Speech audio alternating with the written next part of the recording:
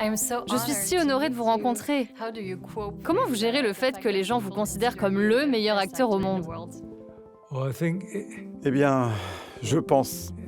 Écoutez, c'est très touchant que les gens réagissent à votre travail, mais ce n'est pas un sport olympique, où il faut être le premier à franchir la ligne d'arrivée, ou bien être celui qui saute le plus haut. Le cinéma, c'est plus subjectif, mais si les gens aiment mon travail, alors j'en suis très heureux. Vous vous êtes retiré justement de ce métier depuis quelques années maintenant. Oui, oui. Comment votre fils vous a convaincu de rejouer à nouveau? J'étais triste parce que je savais que Ronan ferait des films un jour et qu'on ne pourrait pas avoir cette chance de travailler ensemble. Depuis qu'il est tout petit, on fait tout un tas de choses ensemble, des petits films, des objets, peu importe ce que c'était. On fabriquait des trucs, des choses, et je voulais continuer. Donc on cherchait une façon assez simple de faire quelque chose ensemble. Et je ne m'attendais pas du tout à ce que ce soit sur une production de cette ampleur.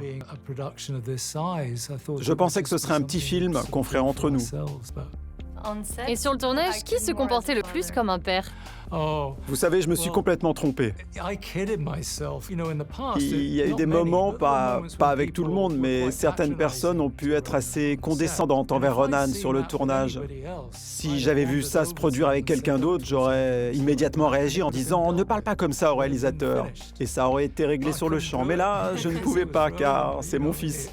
Je me suis trompé en pensant que je pouvais le protéger. Je crois que je suis en train de rêver. Je disais à quel point c'est un rêve de parler avec vous aujourd'hui. Est-ce que je peux prendre une photo? Oui, bien sûr. Ah, c'est un vrai appareil photo argentique. Ça fait plaisir à voir.